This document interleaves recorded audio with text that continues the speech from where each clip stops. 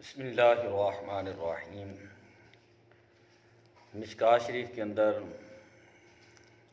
باب الوسوسہ، اس کے بارے میں ہم چند ایک احادیث پاک پڑھتے ہیں آج۔ وسوسہ کے لغوی معنی ہے نرم آواز۔ اصطلاح میں برے خیالات، فاسد فکر کو وسوسہ کہتے ہیں اور اچھے خیالات کو الہام۔ وسوسہ یہ شیطان کی طرف سے ہوتا ہے، الہام اللہ تبارک و تعالیٰ کی طرف سے۔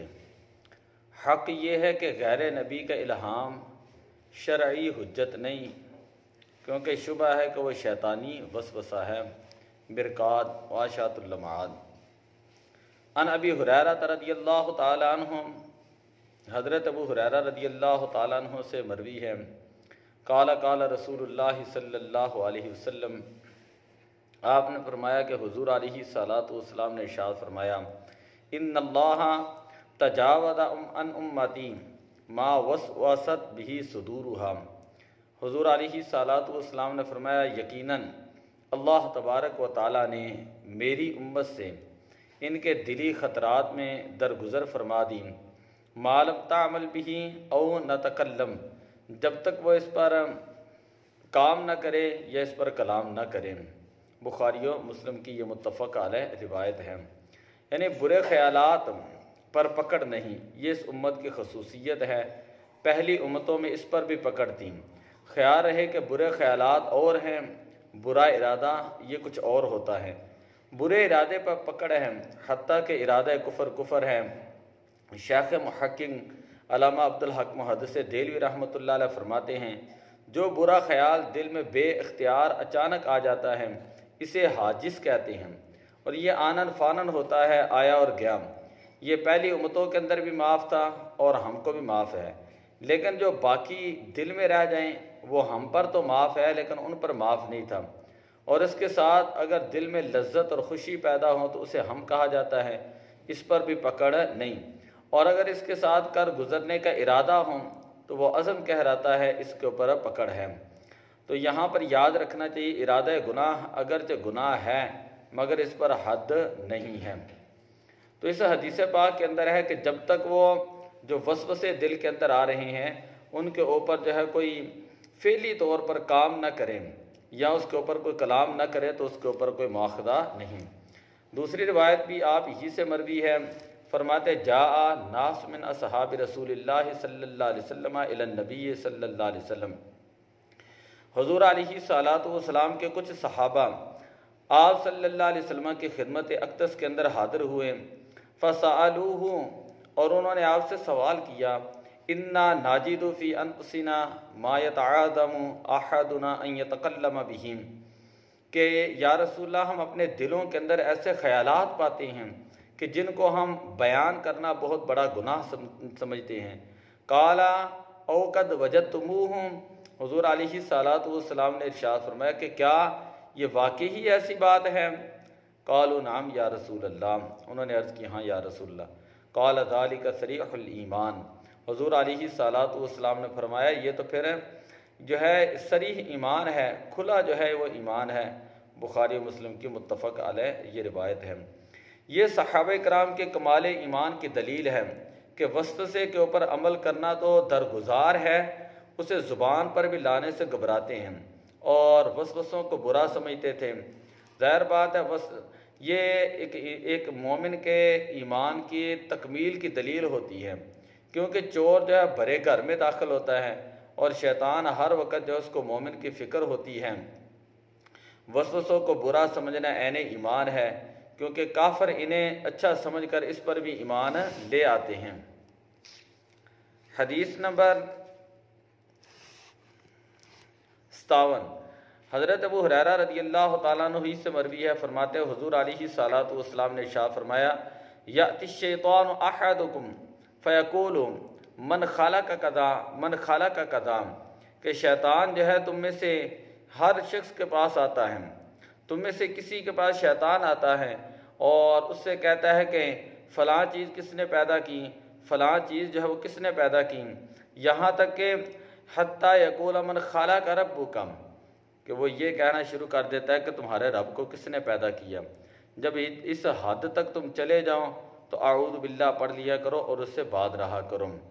فَإِذَا بَلَغَهُ فَلْيَسْتَعِذْ بِاللَّهِ اور وَلْيُنْتَهِ اور اس سے بچا کرو۔ بخاری و مسلم کی متفق علیہ روایت ہے۔ یہاں تو ابلیس خود، کیونکہ وہ تمام دنیا پر نظر رکھتا ہے اور ہر طرف چکر لگاتا ہے، یا ابلیس کے جو ساتھی ہیں جو ہر ایک انسان کا الگ الگ شیطان ہیں اور ہر وقت اس کے ساتھ رہتا ہے، یا برا انسان جو ایسی باتیں کر کے لوگوں کو بہکائے۔ حالانکہ پیدا وہ چیز کی ہے جو ناپید ہے۔ اللہ تعالیٰ جو واجب الوجود ہے، اسے کون پیدا کر سکتا ہے؟ یعنی وہ یہ چیز پوچھتا ہے کہ من خلق کذا من خلق کذا، اس کو کس نے پیدا کیا، اس کو کس نے پیدا کیا، اس کو کس نے پیدا کیا؟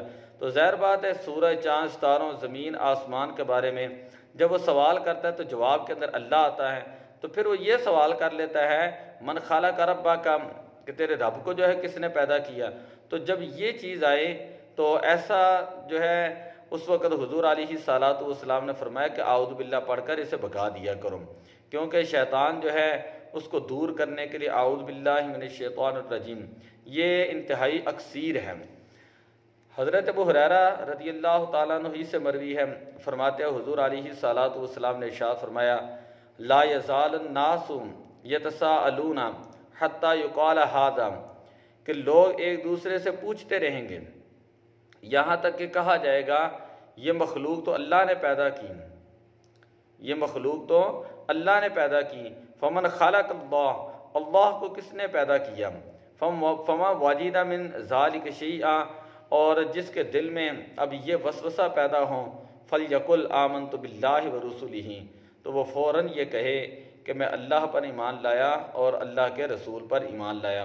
اب بھی دنیا کے اندر ایسے لوگ موجود ہیں جن کو تھنکر کہا جاتا ہے، جن کو دہریے کہا جاتا ہے۔ یہ وہ لوگ ہوتے ہیں جو اللہ کے وجود کے جو ہے وہ سرے سے ہی منکر ہوتے ہیں بعض تو، اور وہ اس طرح کے سوالات کرتے ہیں۔ اب دیکھیں دنیا کے اندر ایسے لوگ بھی جو ہے وہ موجود ہیں اور جن کو ملحد کہا جاتا ہے، کہ جو اللہ تعالیٰ کے وجود کے اوپر ہی سوالات کرتے ہیں، یعنی پوری دنیا سے جو وہ سوالات اکٹھے کرتے ہیں اور اپنی سوچ ہی کو وہ جو ہے وہ خدا ماننا شروع کر دیتے ہیں۔ ان کو ملحد اور لا ادریے اور دہریے جو ہے ان لوگوں کو کہا جاتا ہے۔ شریعت اور اسلام کے اندر ان کی کوئی حیثیت نہیں ہے۔ وعن عبداللہ بن مسعود رضی اللہ تعالیٰ عنہ قال قال رسول اللہ صلی اللہ علیہ وسلم، حضرت عبداللہ بن مسعود رضی اللہ تعالیٰ عنہ سے مروی ہے، فرماتے ہیں حضور علیہ الصلوۃ والسلام نے ارشاد فرمایا ما منکم من احد الا وقد وکل به قرینہ من الجن وقرینہ من الملائکہ، کہ تم میں سے ایسا کوئی نہیں جس پر ایک ساتھی جن یا ایک ساتھی فرشتہ مقرر نہ ہوں۔ قالوا وإیاک یا رسول اللہ صلی اللہ علیہ وسلم، صحابہ کرام نے عرض کی یا رسول اللہ کیا آپ کے ساتھ بھی جو اسی طرح کچھ چیز موجود تھیں؟ ٹھیک، ولیکن تو حضور علیہ السلام نے فرمایا وإیایا، جی ہاں میرے ساتھ بھی تھی، ولیکن اللہ اعاننی، لیکن اللہ تعالیٰ نے مجھے اس پر مدد دی، مجھے اس پر کنٹرول دیا، مجھے اس کے اوپر اختیار دیا، مجھے اس کے اوپر جو ہے وہ مدد دی۔ فلا یأمر فاسلم، وہ اسلام لے آیا، فلا یأمرنی الا بخیر، اب وہ مجھے صرف جو ہے وہ بھلائی ہی کا حکم دیتا ہے۔ اب اس حدیث پاک کو دیکھیں، ہر عاقل بالغ انسان کے ساتھ وسوسہ دلانے کے لیے ایک شیطان اور الہام کے لیے ایک فرشتہ ہر وقت رہتا ہے۔ وسوسہ دلانے کے لیے ایک شیطان اور انسان کے دل میں الہام پیدا کرنے کے لیے ہر وقت ایک فرشتہ جو ہے وہ مقرر رہتا ہے۔ مرکات کے اندر یہ چیز موجود ہے کہ جب کوئی بچہ، انسان کا بچہ جو ہے پیدا ہوتا ہے تو اس کے ساتھ ہی ابلیس کے ایک شیطان جو ہے وہ پیدا ہو جاتا ہے، ابلیس کا ایک شیطان پیدا ہو جاتا ہے جسے فارسی زبان میں ہمزاد اور عربی میں وسواس کہتے ہیں۔ من شر الوسواس الخناس، جو اللہ نے قرآن کے اندر بیان کیا۔ ہر بچے کے ساتھ ایک ہمزاد، ایک وسواس جو ہے وہ پیدا ہوتا ہے۔ ظاہر یہ ہے کہ ابلیس کے ہر آن سینکڑوں بچے پیدا ہوتے رہتے ہیں، جس طرح انسانوں کی تعداد کے مطابق ہوتے ہیں۔ ایک فرشتہ مقرر ہے ملہم اور ایک شیطان۔ ظاہر یہاں اسلام سے مراد ایمان ہی ہے، نہ کہ اطاعت، اور یہ حضور علیہ الصلوۃ والسلام کی اعلیٰ درجے کی خصوصیت ہیں کہ آپ کا شیطان جس کی فطرت میں کفر داخل ہے وہ بھی ایمان لے آیا۔ حضور علیہ الصلوۃ والسلام نے فرمایا کہ فَأَسْلَمَ، کہ وہ بھی ایمان لے آیا۔ تو اس سے معلوم ہوا کہ نگاہ مصطفیٰ صلی اللہ علیہ وسلم سے لوگوں کی تقدیریں اور فطرتیں جو ہے وہ بدل جاتی ہیں۔ مرکات کے اندر ہے کہ حامہ ابن ابلیس نے حضور علیہ السلام کی خدمت میں عرض کی کہ قتل حابیل کے وقت میں وہاں پر موجود تھا، جب حابیل کو قتل کیا گیا تو میں وہاں پر موجود تھا، سارے انبیاء علیہ السلام کے ساتھ میں رہا ہوں، اب آپ کی بارگاہ میں حاضر ہوا ہوں، آپ مجھے کچھ قرآن سکھائیں۔ تو حضور علیہ الصلوۃ والسلام نے اس جن کو سورہ واقعہ سکھائی، سورہ مرسلات سکھائی، سورہ نبا سکھائی، سورہ اخلاص، سورہ فلق اور سورہ ناس سکھائی۔ جنات کا حضور پر ایمان لانا یہ قرآن پاک کے اندر جو ہے وہ موجود ہے، حالانکہ سارے جن ابلیس کی اولاد میں سے ہیں۔ اللہ تعالیٰ نے قرآن کے اندر بیان فرمایا کان من الجن ففسق عن امر ربی، کہ قوم جن سے تھا تو اس نے اپنے رب کی نافرمانی کی اور اللہ کے حکم سے نکل گیا۔ ان انس رضی اللہ تعالیٰ عنہ، حضرت انس رضی اللہ تعالیٰ عنہ سے مروی ہے، قال، آپ فرماتے حضور علیہ الصلوۃ والسلام نے ارشاد فرمایا ان الشیطان یجری من الانسان مجری الدم، شیطان انسان کے خون کے ٹھکانوں میں گردش کرتا ہے، شیطان انسان کے جسم میں ایسے دوڑتا ہے جس طرح کہ خون جو ہے وہ انسان کے جسم میں دوڑتا ہے۔ یا تو خود ابلیس اور شیطان کے جو ساتھی ہیں چونکہ وہ آگ سے پیدا کیے ہیں اس لیے وہ بلا تکلف انسان کے رگوں کے اندر سرایت کر جاتا ہے اور انسان کے اوپر جو وہ تصرف کرتا ہے، یا اس سے جو ہے اس کے خیالات اور وسوسے جو ہے وہ ہو سکتے ہیں۔ حضرت ابو ہریرہ رضی اللہ تعالیٰ عنہ سے مروی ہے، فرماتے حضور علیہ الصلوۃ والسلام نے ارشاد فرمایا ما من بنی آدم مولود الا یمسہ الشیطان حین یولد، کہ جب کوئی آدمی پیدا ہوتا ہے تو اس کی پیدائش کے وقت جو ہے شیطان چھوتا ہے، اچھا جی، شیطان اس کو چھو دیتا ہے جب وہ پیدا ہوتا ہے، فیستحل صارخا من مس الشیطان، اور وہ بچہ شیطان کے چھونے سے ہی چیختا ہے، غیر مریم وابنہا، سوائے حضرت مریم سلام اللہ علیہا کے اور ان کے بیٹے حضرت عیسیٰ علیہ السلام کے، یعنی حضرت آدم اور حوا کو شیطان جو ہے وہ نہیں چھو سکا کیونکہ وہ آدم زاد نہیں ہے۔ اس سے ہمارے نبی اکرم صلی اللہ علیہ وسلم بھی مستثنا کہ ایسے کلام پر متکلم جو ہے وہ مستثنا ہوتا ہے، اور حدیث سے ثابت ہے کہ حضور روتے ہوئے پیدا نہ ہوئے بلکہ آپ مسکرا رہے تھے۔ حضرت عیسیٰ علیہ السلام آپ کی والدہ، ان دونوں بزرگوں کو شیطان نہ چھو سکا۔ بخاری شریف کے اندر ہے کہ پیدائش کے وقت شیطان بچے کی کھوک میں انگلی مارتا ہے جس کی تکلیف سے بچہ چیختا ہے۔ ان دونوں بزرگوں کی پیدائش کے وقت بھی شیطان نے یہ حرکت کی، مگر اس کی انگلی حجاب میں لگی جو اللہ تعالیٰ نے ان کے اور اس شیطان کے درمیان بنا دیا تھا، ایک حجاب میں لگی جو اللہ تعالیٰ نے ان کے اور ان کے درمیان بنا دیا تھا۔ اس حدیث کی تائید قرآن پاک کی اس آیت سے ہوتی ہے وَإِنِّي أُعِيذُهَا بِكَ وَذُرِّيَّتَهَا مِنَ الشَّيْطَانِ الرَّجِيمِ، کہ اے باری تعالیٰ میں اسے اور اس کی اولاد کو تیری پناہ میں دیتی ہوں راندے ہوئے شیطان سے۔ کنز ایمان شریف۔ تو پتہ کیا چلا کہ ہر بچہ جو ہے جب وہ پیدا ہوتا ہے تو اس کے ساتھ ایک شیطان پیدا ہوتا ہے جو اس کو جو ہے وہ چھیڑتا ہے، جس کی وجہ سے وہ جو ہے وہ چیختا ہے اور روتا ہے۔ اور انہی سے مروی ہے، فرماتے حضور علیہ الصلوۃ والسلام نے فرمایا سیاح المولود حین یقع نزعۃ من الشیطان، کہ نبی اکرم صلی اللہ علیہ وسلم نے زمین پر گرتے وقت بچہ کی چیخ شیطان کی کھوک سے بتائی ہے کہ جب زمین کے اوپر بچہ گرتا ہے اور وہ روتا ہے تو وہ روتا اس لیے ہے کہ شیطان جو ہے اس کو جو ہے وہ چھیڑتا ہے، کہ وہ بچے کی کھوک میں انگلی مارتا ہے اور اس کی تکلیف سے بچہ روتا ہے۔ اس لیے سنت یہ ہے کہ بچہ پیدا ہوتے ہی اس کو غسل دے کر اس کے دائیں کان میں اذان اور بائیں کان کے اندر جو ہے وہ تکبیر کہی جاتی ہے تاکہ شیطان جو وہ دور ہو جائیں۔ اذان کی آواز جہاں تک جاتی ہے شیطان جو ہے وہاں پر اثر نہیں کرتا اور بھاگ جاتا ہے۔ بعض لوگ جو ہیں اس حدیث پاک کا جو ہے وہ انکار کرتے ہیں، کہتے ہیں جی ایسے تو کوئی چیز نہیں، شیطان نہیں، یہ بس عقلی چیزیں ہیں۔ تو جو بات ہمارے پیارے نبی صلی اللہ علیہ وسلم نے ہمیں بتا دی ہے، ہمارا اس کے اوپر ایمان ہے۔ لوگ کچھ بھی کہیں کہ بدلے کا زمانہ لاکھ مگر قرآن نہ بدلا جائے گا، ہے قول خدا، قول محمد قول خدا، فرمان نہ بدلا جائے گا۔ وعن جابر رضی اللہ تعالیٰ عنہ قال قال رسول اللہ صلی اللہ علیہ وسلم، حضرت جابر بن عبداللہ رضی اللہ تعالیٰ عنہ سے مروی ہیں، آپ فرماتے ہیں حضور علیہ الصلوۃ والسلام نے ارشاد فرمایا، ان ابلیس یدع عرشہ علی الماء، کہ بے شک شیطان پانی پر اپنا تخت لگاتا ہے، ثم یبعث سرایاہم، پھر اپنے مختلف لشکروں کو لوگوں میں فتنہ ڈالنے کے لیے بھیجتا ہے، کہ یفتنون الناس، کہ وہ لوگوں کے اندر فتنہ ڈالیں، فادناہم منہم منزلۃ اعظمہم فتنۃ، تو ان میں سے آ کر ایک کہتا ہے کہ میں نے فلاں فلاں فتنہ پھیلایا، میں نے فلاں فلاں فتنہ جو ہے وہ پھیلایا ہے، فیقول ما صنعت شیئا، شیطان کہتا ہے کہ تو نے کچھ بھی نہ کیا، پھر دوسرا آ کر کہتا ہے ثم یجیء احدہم، پھر دوسرا کہتا ہے کہ فیقول ما ترکتہ حتی فرقت بینی و بین امرأتہ، کہ میں جو ہے اس کے اور اس کی بیوی کے درمیان جو لگا رہا یہاں تک کہ ان کے اندر جو ہے میں نے جدائی ڈال دی۔ قال فیدنیہ منہ، تو شیطان جو ہے اسے اپنے پاس بٹھا لیتا ہے، اور ویقول نعم انت، اور شیطان اسے کہتا ہے تو نے بڑا اچھا کیا۔ قال الاعمش اراہ قال فیلتدمہم، حضرت امام اعمش فرماتے ہیں مجھے خیال یہ ہے کہ فرمایا کہ اسے چمٹا لیتا ہے۔ روزانہ صبح کے وقت سمندر پر اپنا کاروبار شروع کرتا ہے شیطان، مگر اس کا تخت سمندر میں ڈوبتا نہیں، کہ وہ خود بھی آتشی ہے، اس کا تخت بھی آتشی ہے۔ آج کشتیاں اور جہاز ڈوبنے سے محفوظ ہیں۔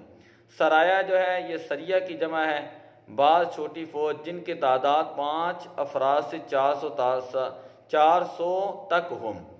ذریت شیطان کی مختلف جماعتیں ہیں، ان کے نام الگ الگ ہیں، چنانچہ وضو میں بہکانے والی جماعت کا نام ولہان ہے، اور نماز میں ورغلانے والی جماعت کا نام خندب ہے۔ ایسے ہی مسجدوں میں، بازاروں میں، شراب خانوں میں اس کی الگ الگ جو ہے فوجیں رہتی ہیں۔ یعنی ابلیس اپنی ذریت میں سے اپنا قرب خصوصی بخشتا ہے جو لوگوں میں بڑی گمراہی یا فتنہ پھیلائیں۔ تو یہاں پر یہ بات پتہ چل گئی کہ شیطان جو ہے وہ انسان کو جو ہے وہ بہکانے کے لیے جو ہے وہ انسان کے پیچھے جو ہے وہ لگا رہتا ہے۔ اور آپ ہی سے حضرت جابر بن عبداللہ رضی اللہ تعالیٰ عنہ سے مروی ہے، فرماتے ہیں حضور علیہ الصلوۃ والسلام نے ارشاد فرمایا، ان الشیطان قد آئیس من ان یعبدوہ المصلون فی جزیرۃ العرب ولکن فی التحریش بینہم، نبی اکرم صلی اللہ علیہ وسلم نے فرمایا شیطان اس سے تو مایوس ہو چکا کہ عرب کے نمازی اسے پوجیں، لیکن انہیں آپس میں بھڑکانے میں مشغول ہیں۔ یعنی عرب کے عام مسلمان اعمال شرکیہ نہ کریں گے، عام مسلمان اعمال شرکیہ نہیں کریں گے، یا بالعموم مرتد نہ ہوں گے، ایک آدھ آدمی کا کبھی مرتد ہو جانا اس کے خلاف نہیں۔ عرب کو جزیرہ اس لیے فرمایا کہ اسے بحر فارس اور بحر روم اور دجلہ اور فرات نے جو وہ گھیرا ہوا ہے۔ عرب کی لمبائی عدن سے شام تک ہے، چوڑائی جدہ سے جو ہے عراق تک ہے۔ اس حدیث سے معلوم ہوا کہ حضور علیہ السلام پر درود و سلام اور مولود شریف اور عرس مبارک، فاتح شریف، ختم شریف، ٹھیک ہے، اور حضور سے مدد مانگنا وغیرہ شرک نہیں، کیونکہ یہ تمام چیزیں عام مسلمانان عرب کا ہمیشہ سے دستور رہیں۔ اگر ان کے اندر کوئی چیز شرک والی ہوتی تو عرب شریف کے مسلمانوں میں کبھی مروج نہ ہوتی۔ یہ بھی معلوم ہوا کہ عجم کبھی عرب کی طرح محترم نہیں ہو سکتا۔ ہر جگہ مسلمان علی العموم مرتد ہو سکتے ہیں، وہاں کے مسلمان نہیں ہو سکتے۔ خیال رہے کہ اگرچہ مسیلمہ کذاب نے عرب کے بہت مسلمانوں کو مرتد کر لیا، مگر اس ارتداد کا بفضلہ تعالی بقا نہ رہا، ایک وقتی چیز تھی جو ختم ہو گئی جس کا اعتبار نہیں۔ عرب کو آپس میں لڑاتا بڑکاتا رہے گا، چنانچہ آخری زمانہ عثمانی سے جو اختلاف شروع ہوا وہ آج تک ختم ہونے میں نہیں آیا۔ اگرچہ اتحاد عرب کے نعرے لگائے جا رہے ہیں مگر اس کی حقیقت مفقود ہے۔ تو کہنے کا مطلب یہ کہ ان الشیطان قد آئیس من ان یعبدوہ المصلون فی جزیرۃ العرب، کہ شیطان اس سے مایوس ہو چکا ہے کہ عرب کے نمازی اسے پوجیں، وہ شرکیہ اعلانیہ جو وہ شرک کریں، ولیکن فی التحریش بینہم، لیکن وہ عربوں کو آپس میں لڑانے کے میں جو وہ مشغول ہیں۔ اب جو عرب جو ہے وہ آپس میں جو لڑ رہے ہیں، کوئی کسی کے ساتھ لڑ رہا ہے، یہ بات بڑی لمبی ہو جائے گی، کوئی کسی کے ساتھ لڑ رہا ہے، کوئی کسی کے ساتھ لڑ رہا ہے، ٹھیک، اور کافروں کے ساتھ دوستیاں لگا رہے ہیں اور مسلمانوں کو مار رہے ہیں، تو یہ شیطانی ایک بہکاوا ہے، اس سے جو ہے بچنے کی ضرورت ہے۔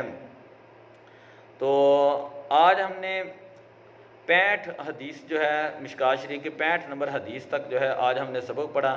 اگلے سبق کے اندر انشاءاللہ ہم پھر جو ہے وہ حاضر ہوں گے۔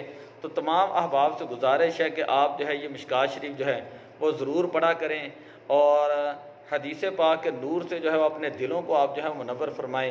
اس سے کم از کم یہ فائدہ ہوگا کہ ہماری ظاہری اصلاح بھی ہوگی، ہماری باطنی اصلاح بھی ہوگی، اور ہمارے عقائد اور ہمارے نظریات جو ہیں وہ احادیث پاک کے مطابق ہوں گے۔ ہم خود اپنی بھی اصلاح کر سکیں گے، اپنی آنے والی نسلیں اور اولاد جو ہے اس کی بھی اصلاح کر سکیں گے۔ اور حق بات یہ ہے کہ حدیث پاک کا نور جو ہے وہ انسان کے دل کے اندر اتر جاتا ہے، انسان کے من کے اندر اتر جاتا ہے، اور اس سے انسان کا ظاہر بھی پاک ہوتا ہے، انسان کا باطن بھی پاک ہوتا ہے، اور انسان جو ہے سارا دن گمراہیوں کے اندر لگا رہتا ہے اور جو گناہوں کی طرف لگا رہتا ہے۔ تو حدیث پاک کے نور سے جو ہے انسان جو ہے ان گناہوں سے بچ سکتا ہے۔ آج کے پرفتن دور کے اندر جہاں پر سوشل میڈیا جو ہے وہ اتنا فاسٹ ہو چکا ہے کہ ساری رات لوگ جو ہے سوشل میڈیا کے اوپر جو اپنا ٹائم سپینڈ کر رہے ہیں، تو ان کو یہ چاہیے کہ وہ اللہ اور اس کے رسول کی طرف آئیں، دین کی طرف آئیں، اسلام کی طرف آئیں، قرآن کی طرف آئیں، حدیث پاک کی طرف آئیں۔ اللہ نے قرآن کے اندر بیان فرمایا، الا بذکر اللہ تطمئن القلوب، کہ اللہ ہی کے ذکر سے دلوں کو جو ہے وہ اطمینان ملتا ہے۔ تو کوشش یہ کریں کہ اس احادیث کو جو ہے وہ ضرور سنا کریں، ضرور جو ہے 15-20 منٹ جو ہے نکالا کریں۔ اور دوسرا اعلان یہ ہے کہ ہم نے جو دورہ صرف جو ہے وہ کل سے شروع کر دیا ہے۔ باقاعدہ جو ہے جو احباب جو اسکول، کالج، یونیورسٹی کے جو اسٹوڈنٹس ہیں، مدارس کے طلباء اور طالبات ہیں، ٹیچرز ہیں، اگر وہ دورہ صرف کرنا چاہیں تو ہم ان کو خوش آمدید کہتے ہیں، ہم ان کو کہتے ہیں ضرور جو ہے ہمارے چینل کے اوپر یہ دورہ صرف جو وہ کیا جائے۔ اس سے کم از کم جو ہے یہ فائدہ ہوگا کہ آپ کو قرآن پاک، تفاسیر، احادیث، فقہ اور جو بہت سارا علمی ذخیرہ مسلمانوں کا جو عربی زبان کے اندر ہے، آپ کو اس کو سمجھنے کے اندر جو ہے وہ آسانی پیدا ہوگی۔ تو دین کو سمجھنے کے لیے آسانی آپ کے جو ہے وہ ذہن میں پیدا ہوگی۔